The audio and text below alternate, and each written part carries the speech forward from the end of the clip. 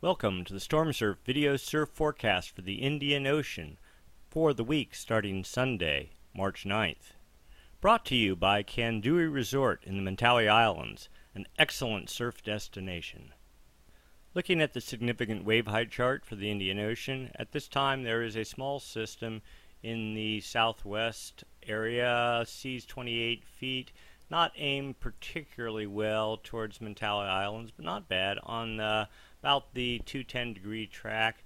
Otherwise, a small system south of southern Australia, 20-foot seas, and of no particular interest. First, we'll take a look at surface level winds and pressure. These are the winds that generate seas, which in turn, as those seas radiate away from the fetch, or the storm that created them, creates swell, and that ultimately creates surf.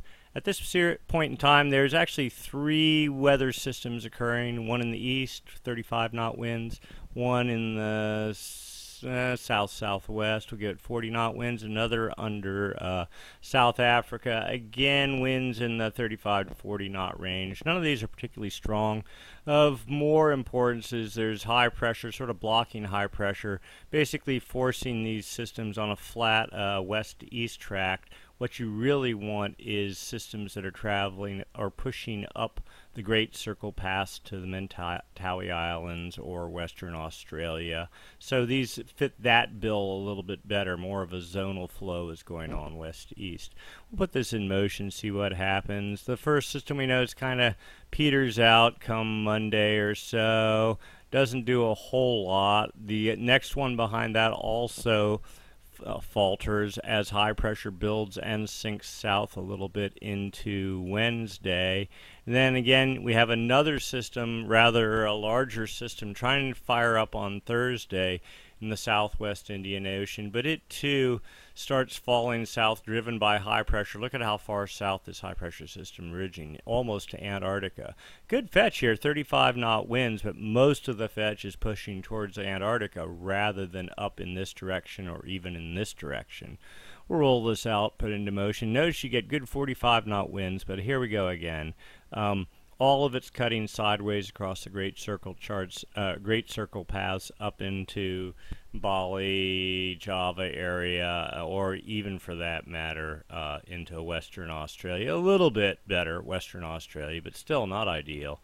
And we'll put so that's into Friday, and it continues to fall south and basically just dissipates as it goes into Antarctica through Saturday. We'll play this out. The good news is the high pressure starts moving east as well, dissipating, but another one starts forming behind that. We'll put this into motion, and then that's pretty much the end of it.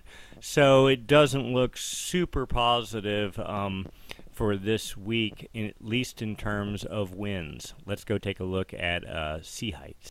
So here's the initial start that we looked at, the system, 28-foot seas. We roll this out and notice it kind of just goes flat east to west, 24-foot seas. I mean, good for some sideband energy radiating up, more so for Western Australia on the 216-degree path into Perth.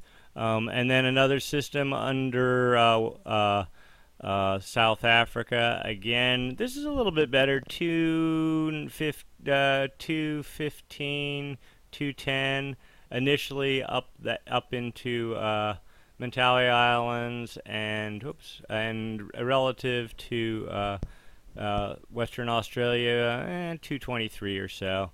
But not particularly strong systems, and that one dissipates. This one builds as it gets away from high pressure that's locked down right here, as you see. That's 72 hours out. We'll continue to put this in motion. Here's that bigger system we saw, 30-foot seas, but again, notice the direction of the storm is basically falling south right into Antarctica and gone. Sideband swells possible, but nothing great to write home about. And then, things pretty much just settle down, and that's it.